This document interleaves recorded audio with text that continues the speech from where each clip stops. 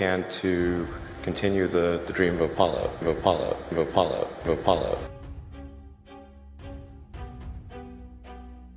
We stand on the shoulders of giants that came before us. And they had a king over them, which is the angel of the bottomless pit, whose name in the Hebrew tongue is Abaddon, but in the Greek tongue hath his name Apollyon. Apollo. The goal of SpaceX is to try to advance rocket technology, and in particular to try to crack a problem that I think is vital for humanity to become a spacefaring civilization. And I beheld another beast coming up out of the earth, and he had 2 horns like a lamb, and he spake as a dragon. And he exerciseth all the power of the first beast. And I saw one of his heads, as it were, wounded to death, and his deadly wound was healed.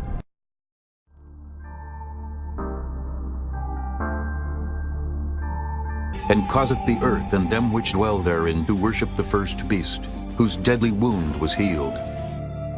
And he doeth great wonders, so that he maketh fire come down from heaven on the earth in the sight of men, and deceiveth them that dwell on the earth by the means of those miracles which he had power to do in the sight of the beast. And now Elon Musk is the card.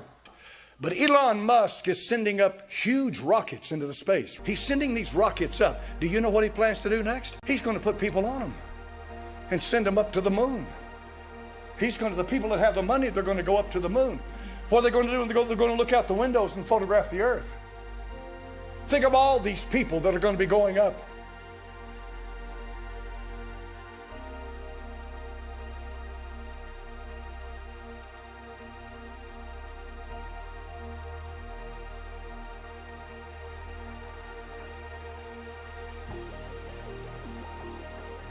And this is a few years, it's not long in the future. And they're going to be photographing this round, blue, beautiful planet out here in space. Thousands of photographs and videos from the space station as it moved in the heavens above the earth. Such a magnificent sight, it took his breath away. Right now, you can log on to the internet if you want to.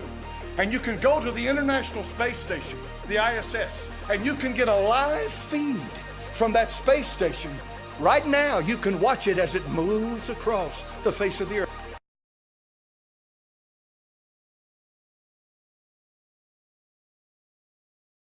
So he carried me away in the spirit into the wilderness.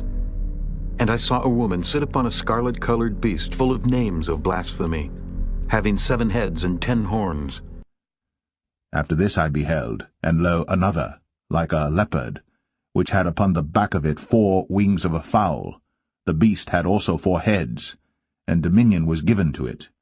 And I stood upon the sand of the sea, and saw a beast rise up out of the sea, having 7 heads and 10 horns, and upon his horns 10 crowns, and upon his heads the name of blasphemy. And they that dwell on the earth shall wonder, whose names were not written in the book of life from the foundation of the world, when they behold the beast that was, and is not, and yet is.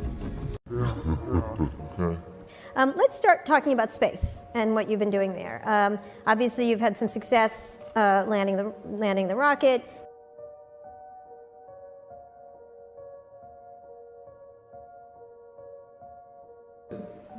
Probably and the most significant thing is being able to land an orbit-class rocket. And he doeth great wonders, so that he maketh fire come down from heaven on the earth in the sight of men. If you spin a marble or a coin on a coin funnel, when it's far out, it sort of spins slowly, and then as it gets closer, it spins faster and faster. And if you were to start at the bottom of the coin funnel and you wanted to exit, you'd spin it horizontally, and it would spin out, and that's really how you get to orbit. So the gravity well is like a funnel. Why you want to land on a ship in the ocean? Because in order to get to orbit, all that matters is your horizontal velocity. Your altitude doesn't really matter. In fact, the force of gravity at say the sort of nominal boundary of space, 100 kilometers, is almost exactly the same as it is on the surface of the Earth. It's a few percent lower than the surface of the Earth. So in order to go up and stay up, the only thing that matters is how fast are you going horizontal to the Earth's surface. So you have that outward radial acceleration, or think of it like maybe like tetherball or something like that. It's really that outward acceleration is the thing that matters. And so when the rocket is going to orbit, the only reason it's going up is to get out of the thick part of the atmosphere. Because at high velocity, the atmosphere is thick as molasses. And so it goes up very briefly, but if you look at a long exposure of the rocket's trajectory, you'll see it goes up, but immediately curves over and starts going horizontal. And so at the point at which the point at which the stages separate, those two stages. After this I saw in the night visions, and behold, a fourth beast, dreadful and terrible, and strong exceedingly, and it had great iron teeth. It devoured, and brake in pieces, and stamped the residue with the feet of it. And it was diverse from all the beasts that were before it, and it had 10 horns. The primary boost stage, which is the most expensive part of the rocket, the point at which that staging occurs can be as high as Mach 10. But it's going away from the launch site at 10 times the speed of sound. So in order to get back to the launch site, you would have to have enough fuel and oxygen to reverse out that velocity and boost back all the way to the launch site. And you just don't have, the physics of it don't really allow you to have that much. It's not about saving money on fuel or anything, it's just physically impossible. Because another sort of thing about if you're in space is that there's nothing to react against. So, like whereas an aircraft can circle very easily because it's reacting against air, in vacuum there's nothing to react against. So the only way to go back the other direction is to apply just as much energy as it took you to go. If you want to go backwards, you have to apply just as much energy as it took you to go forwards. In fact, well, twice as much really, because you've got to zero it out, and then you've got to. So you've got to land elsewhere. Yeah. So bottom line is this thing is zinging out to sea at 10 times faster than a bullet. At that point, it may well be over the ocean because the ocean covers most of the. Oh, it's actually at the point of separation. It's not that far away. It's maybe 100 kilometers away from the launch site, but it is going like hell in the opposite, away from the launch site.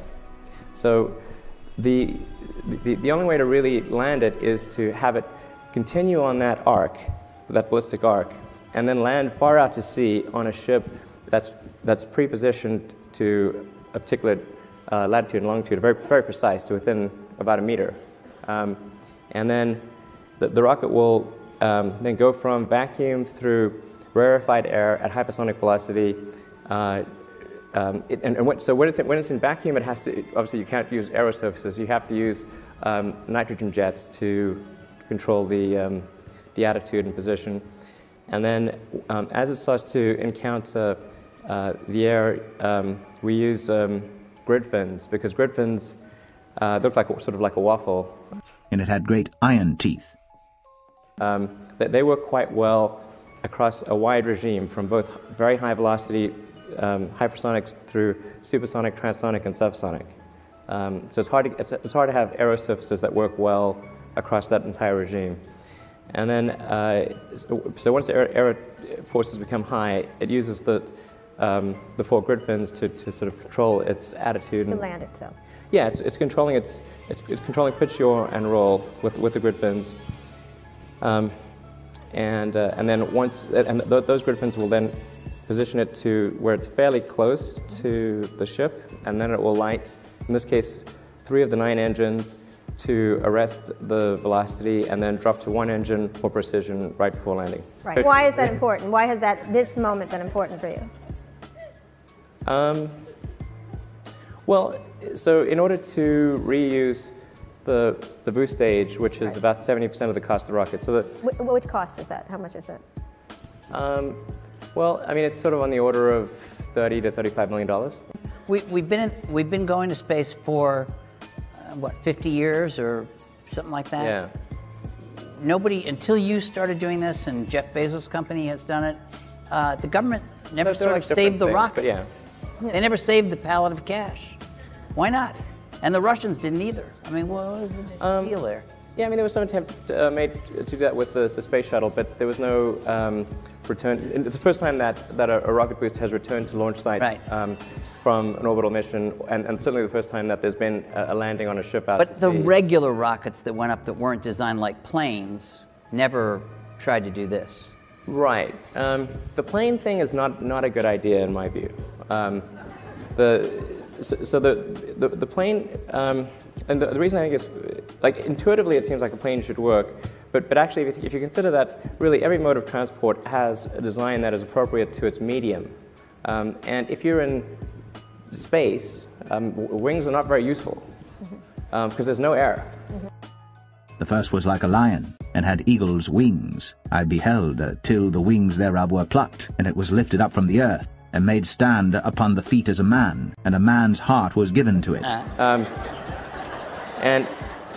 And then if you want to go somewhere other than Earth, there's also no runways. So these are important considerations. And I saw one of his heads, as it were, wounded to death. So that's why when they went to the moon, they used propulsive landing. Right, but what I'm saying was when they built the space shuttle, it sort of was like looked like a kind of bulbous I think that appealed plane. to Congress, yeah. Yeah. They went, cool, cool. Yeah, it looked like an airplane. Can you explain the you know, Jeff Bezos? Good one. Jeff Bezos was here last night, and I asked him, what's the difference between what you're doing and what Elon Musk is doing? And he said, well, I think we have, I think he used the word like-minded in the general sense of it, and then he went on to explain some differences. And then he talked about, and correct me if I'm misquoting him, but I think he was saying, this is all about laying the foundations of being able to do greater things by getting the basic infrastructure of being able to reuse these rockets down right. Is that correct? Do you have a similar starting point from him and your thinking process? I think there's certainly some similarities of opinion. I think both Jeff and I believe that it's important for the future to be a spacefaring civilization and ultimately be out there among the stars. And I think, Though thou exalt thyself as the eagle, and though thou set thy nest among the stars, thence will I bring thee down, saith the Lord. I think that's the exciting, inspiring future that I think certainly people in this room want. For thou hast said in thine heart, I will ascend into heaven, I will exalt my throne above the stars of God. I mean, I think when I say, multi-planet species, like, that's really what we want to be. It's not like, still being a single planet species but moving planets. It's really being a multi-planet species and having civilization and life as we know it extend beyond Earth to the rest of the solar system and ultimately to other star systems. I will ascend above the heights of the clouds. I will be like the Most High. I think that's the thing. That's the future that's exciting and inspiring, and I think that's what, you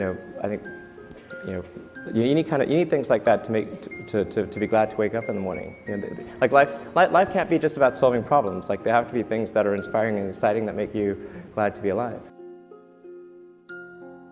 And he opened his mouth in blasphemy against God, to blaspheme his name and his tabernacle, and them that dwell in heaven.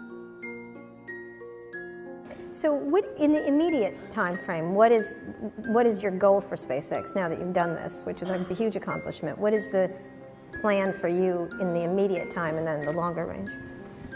Sure. So we plan to refly one of the landed rocket boosters, hopefully in about 2 or 3 months, something like that. And then so that'll be an important milestone. So far, the stages are looking like quite good, even though they come through quite. It's a really difficult re-entry situation, but they're looking like they're in good shape, and we now have 4 of them. So we want to start reflying them, towards the end of summer, and then hopefully by the end of this year we'll be launching Falcon Heavy, which will be the most powerful rocket in the world by more than a factor of 2. So Falcon Heavy will be on the order of 5 million pounds of thrust on liftoff, which is about 2/3 the size of a Saturn V. Oh, really? Yeah, so it's That's the rocket that took the astronauts to the moon. right, exactly. So, In fact, we're launching from the same pad, from very same from pad. the Apollo 11 pad. And deceived them that dwell on the earth by the means of those miracles which he had power to do in the sight of the beast. The launches will take place, every 2 to 4 weeks. There's quite a high launch cadence. That's a much faster cadence than NASA had, right? Yeah, it'll be more launches than anything else in the world. And his power shall be mighty, but not by his own power. And he shall destroy wonderfully, and shall prosper and practice, and shall destroy the mighty and the holy people. So more than Russia, more than Europe, more than China by next year, certainly. And largely to deliver customers satellites. Yeah, there's a lot of broadcast and communication satellites that are going to geosynchronous orbit, and then we'll also be launching the new Iridium constellation. So that Iridium's got a next generation constellation of satellites. I think 60 or 70 satellites, quite decent sized satellites. That'll be, I think, many orders of magnitude improvement over the current Iridium system. So we'll be able to have global broadband. So that'll be a whole bunch of launches. And and then next year we'll be flying Dragon version 2, which is the one that's capable of taking up to 7 astronauts to the space station. I considered the horns, and behold, there came up among them another little horn, before whom there were 3 of the first horns plucked up by the roots. And behold, in this horn were eyes like the eyes of man, and a mouth speaking great things. In fact, Dragon 2 really it's a propulsive lander as well, and it'll be it's intended to carry astronauts to the space station, but it's also capable of being a general science delivery platform to anywhere in the solar system. So, So where are you going with it? we're going to send one to Mars in 2018.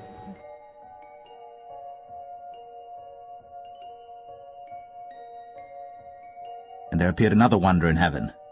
And behold, a great red dragon, having 7 heads and 10 horns, and 7 crowns upon his heads. Now, let's talk about Wait. 2018, that's for sure. Yeah, a couple of years. Couple of years. Now, will you be on that flight? No. You have talked about this. You said you don't want it. You want to die on Mars, just not on landing, right? Is that correct? Well, I mean, I think if you're going to choose a place to die, then Mars is probably, not a bad choice. All right.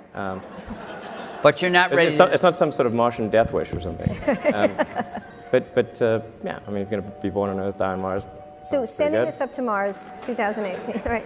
Sending this up to Mars 2018, when will someone like you get there from your plans? Sure, so the 2018 mission would be our Dragon version 2. Right. And I think if things go according to plan, we should be able to launch people probably in 2024 with arrival in 2025.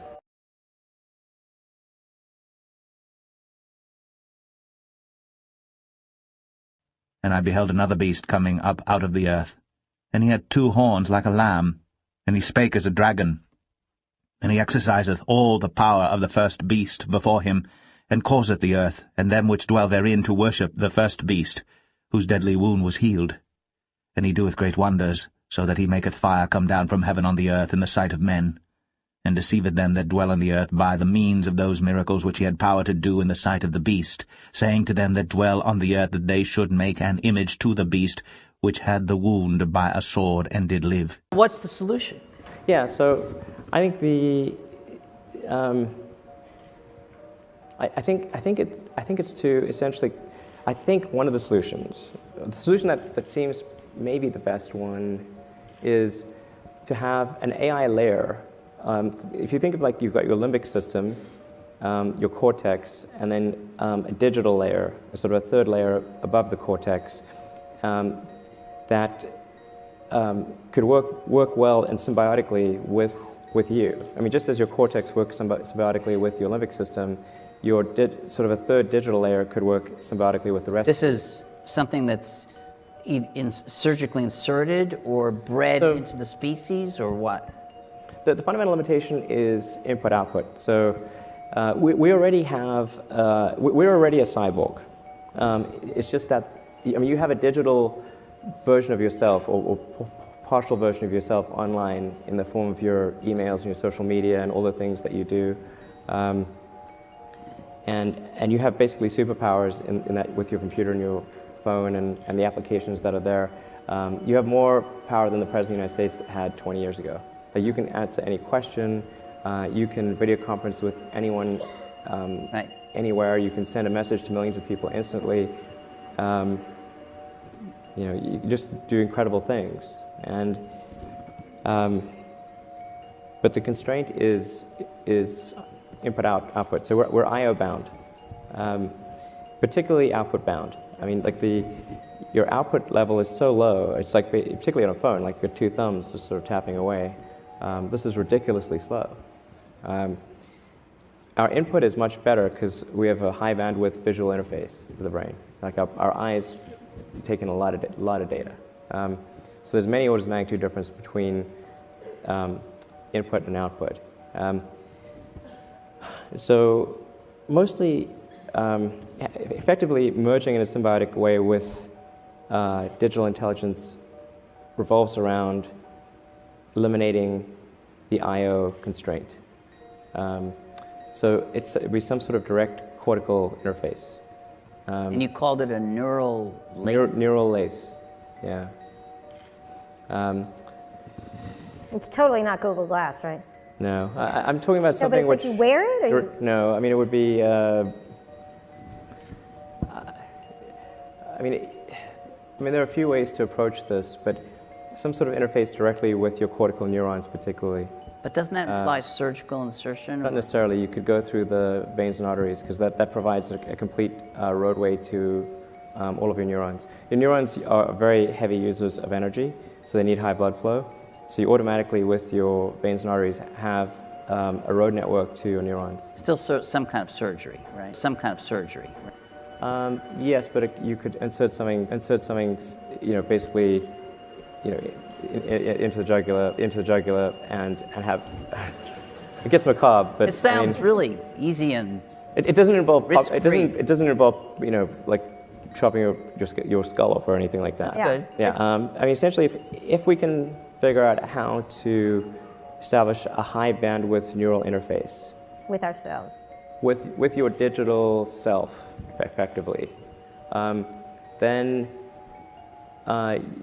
you're no longer a house cat. You can see the International Space Station with your naked eye. I've seen it. You know, you look up and people are looking at it and they got their binoculars and they're looking at it, and you know, it's a little light dot and it's moving.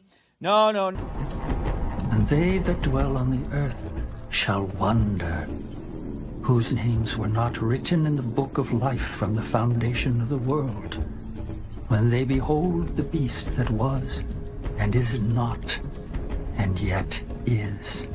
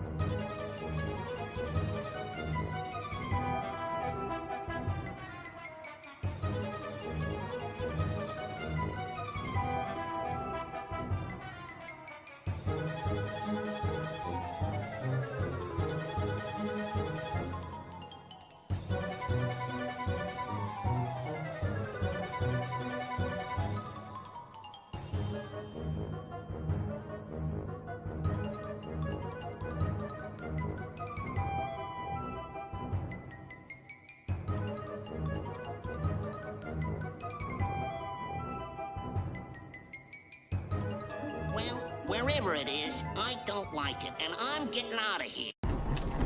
And they that dwell on the earth shall wonder, whose names were not written in the book of life from the foundation of the world, when they behold the beast, they behold the beast, they behold the beast, they behold the beast that was, and is not, and yet is.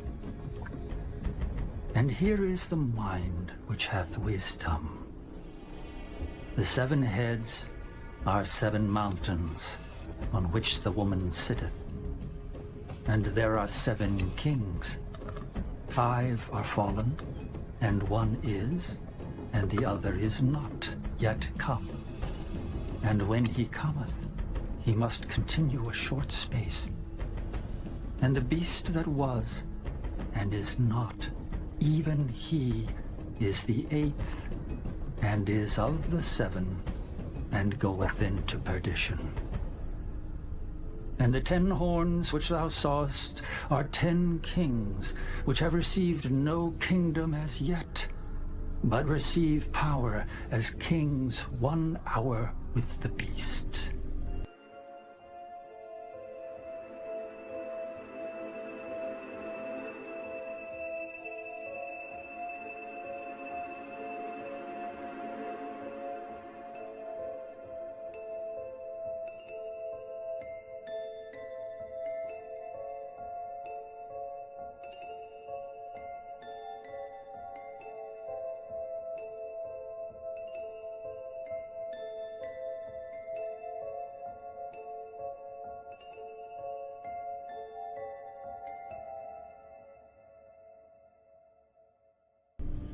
These have 1 mind, and shall give their power and strength unto the beast.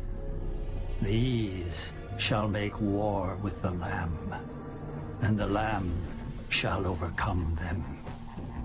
For he is Lord of lords, and King of kings, and they that are with him are called, and chosen, and faithful.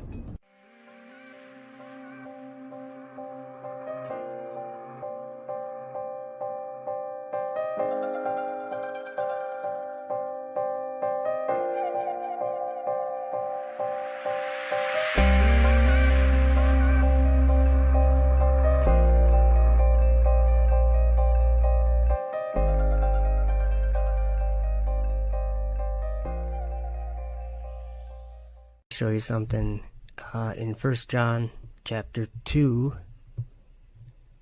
verse 26. These things I have written unto you concerning them that seduce you. We need to start understanding who our enemy is. For we wrestle not against flesh and blood, but against principalities, against powers, against rulers of the darkness of this world, against spiritual wickedness in high places. We need to take these words seriously. Let's look at the word seduce. Leading astray, 4105 Strong's. Let's look at this. It is the root of the English term planet. Wandering body. This term nearly always conveys the sin of roaming. I lead astray, deceive, cause to wander. Against him that lifteth himself up in his brigandine, and spare ye not her young men, destroy ye utterly all her host. And against him that lifteth himself up in his brigandine, and against him that lifteth himself up in his brigandine, and spare ye not her young men, destroy ye utterly all her host.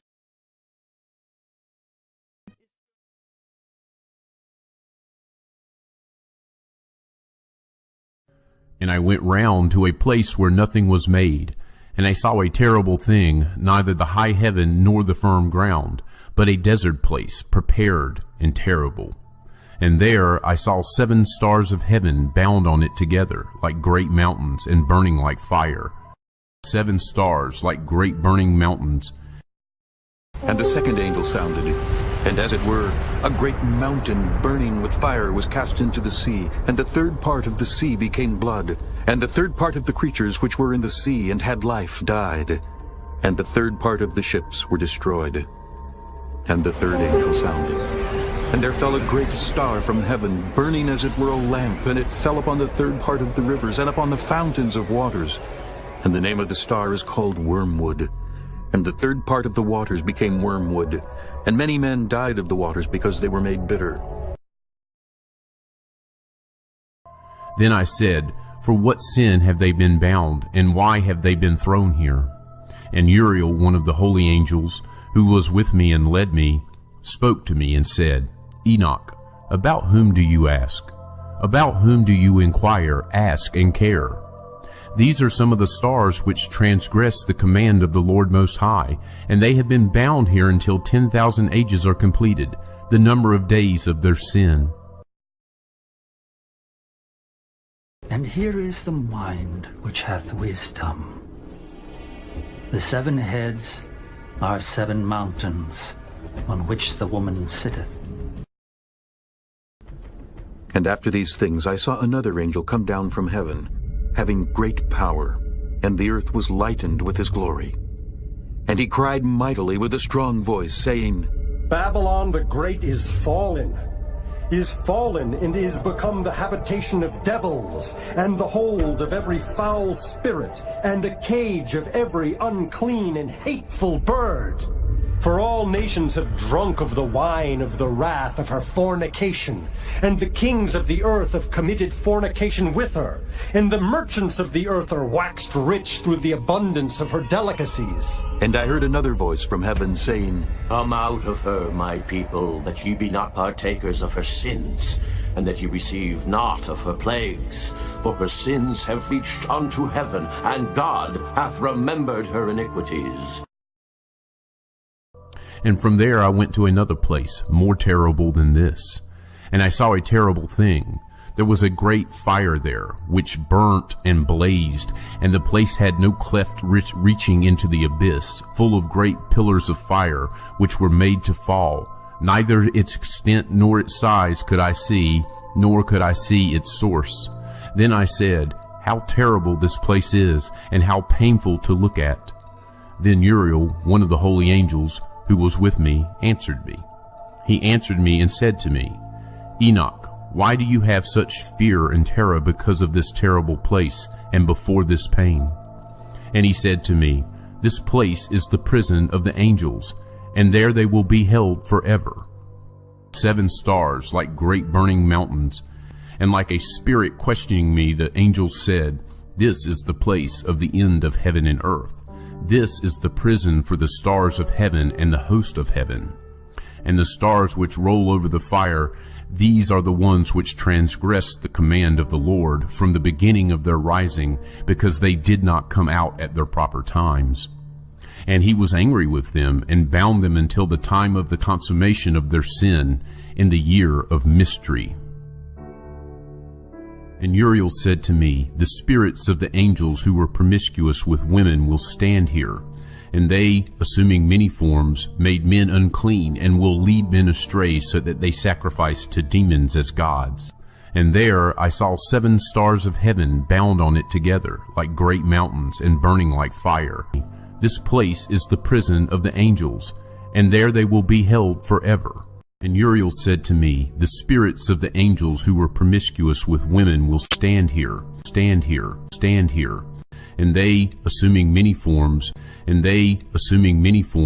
made men unclean, and will lead men astray, so that they sacrifice to demons as gods. And they will stand there until the great judgment, on which they will be judged, so that an end will be made of them. And here is the mind which hath wisdom. The 7 heads are 7 mountains, on which the woman sitteth. And the beast that was, and is not, even he is the 8th, and is of the 7, and goeth into perdition. Mystery, Babylon the Great, the mother of harlots and abominations of the earth. And I saw the woman drunken with the blood of the saints, and with the blood of the martyrs of Jesus. And when I saw her, I wondered with great admiration. And the angel said unto me, Wherefore didst thou marvel? And they that dwell on the earth shall wonder, whose names were not written in the book of life from the foundation of the world, when they behold the beast that was, and is not, and yet is. And here is the mind which hath wisdom. The 7 heads are 7 mountains, on which the woman sitteth, and the beast that was, and is not, even he is the eighth, and is of the seven, and goeth into perdition. And the 10 horns which thou sawest are 10 kings, which have received no kingdom as yet, but receive power as kings 1 hour with the beast. These have one mind, and shall give their power and strength unto the beast. Babylon the Great is fallen, and is become the habitation of devils, and the hold of every foul spirit, and a cage of every unclean and hateful bird. America will lead mankind to the stars once again. The Johnson Space Center knows well the high cost of inaction. The men and women of NASA have always been committed to American leadership in space, but too often our policymakers have failed to match your conviction with action and investment for the future. The last decade is proof. The end of the Space Shuttle program in 2011 left America without a viable human space launch program. And I saw one of his heads, as it were, wounded to death. And his deadly wound was healed, and all the world wondered after the beast. While I was a member of Congress, I actually had the opportunity to attend 3 different shuttle launches. Sadly, for more than 7 years, we've been forced to hitch a ride to space. Many Americans don't know that we've actually been forced to pay Russia to carry American astronauts to the International Space Station. And today, that cost runs about $82 million per seat. And his feet were as the feet of a bear. And the dragon gave him his power and his seat and great authority. The beast which I saw was like unto a leopard, and his feet were as the feet of a bear, and his mouth as the mouth of a lion. And the dragon gave him his power and his seat and great authority. And his feet were as the feet of a bear. Those days are about to be over. And his deadly wound was healed. I'm going to make you a promise. Soon and very soon, American astronauts will return to space on American rockets launched from American soil. You know, when we ended the shuttle program, it was more than a loss of momentum, though. It was really a tremendous loss for America's space workforce. The first was like a lion and had eagle's wings. I beheld till the wings thereof were plucked, and it was lifted up from the earth, and made stand upon the feet as a man, and a man's heart was given to it. The end of the Space Shuttle program meant that many of our leading researchers, technicians, and space professionals no longer had a mission. Here at the Johnson Space Center alone, some 3,200 contractors were laid off. Cutbacks and consequences rippled through universities, research labs, our space industrial base, and even the Department of Defense. I mean, these were men and women who you knew, you worked with.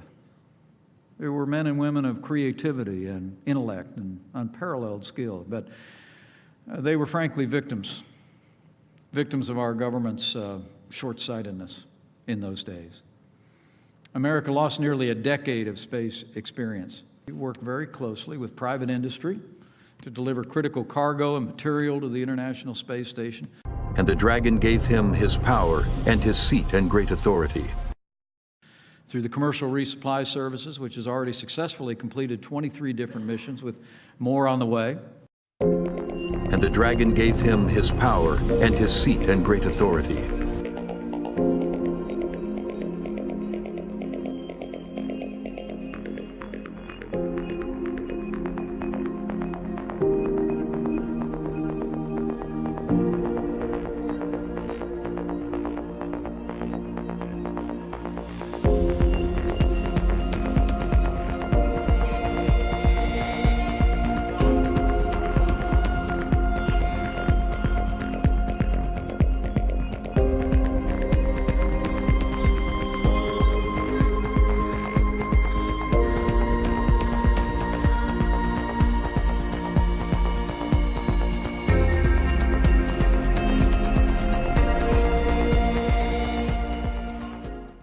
As we speak, you're making remarkable progress on the Commercial Crew Program. Earlier this month, as President Trump celebrated himself, NASA announced the astronauts who will conduct the first flights on Boeing's Starliner and SpaceX Dragon, and they'll be going as early as next year. America will not ever abandon the critical domain of space. Then I lifted up mine eyes, and saw, and behold, there stood before the river a ram which had 2 horns, and the 2 horns were high, but one was higher than the other, and the higher came up last. I saw the ram pushing westward, and northward, and southward, so that no beasts might stand before him. Neither was there any that could deliver out of his hand. But he did according to his will, and became great. And as I was considering, behold, an he-goat came from the west on the face of the whole earth, and touched not the ground. And the goat had a notable horn between his eyes. And he came to the ram that had 2 horns, which I had seen standing before the river, and ran unto him in the fury of his power. And I saw him come close unto the ram, and he was moved with choler against him, and smote the ram, and brake his 2 horns. And there was no power in the ram to stand before him, but he cast him down to the ground, and stamped upon him, and there was none that could deliver the ram out of his hand. Therefore the he-goat waxed very great, and when he was strong, the great horn was broken, and for it came up 4 notable ones toward the 4 winds of heaven. And out of one of them came forth a little horn, which waxed exceeding great toward the south, and toward the east, and toward the pleasant land. And it waxed great, even to the host of heaven. And it cast down some of the host and of the stars to the ground, and stamped upon them. Yea, he magnified himself even to the prince of the host, and by him the daily sacrifice was taken away. And there appeared another wonder in heaven. And behold, a great red dragon, having 7 heads and 10 horns, and 7 crowns upon his heads. And his tail drew the 3rd part of the stars of heaven, and did cast them to the earth. And the dragon stood before the woman which was ready to be delivered, for to devour her child as soon as it was born.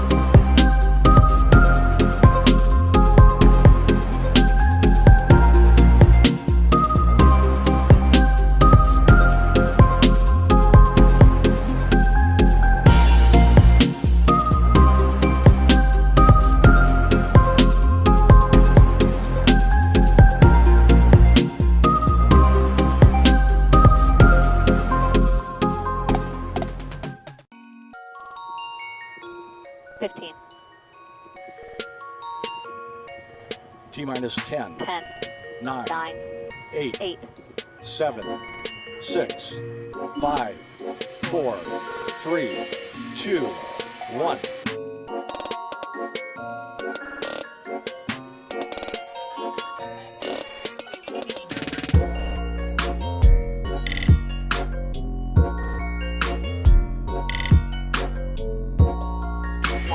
And we have ignition. The Super Dracos have ignited and are pushing the Crew Dragon off the pad. Engines have shut down as planned after about a 5.5 second burn. The trunk is detached. Trunk deployed. Dragon is tumbling as planned. The drogue chute is deployed as planned. Drogue is good.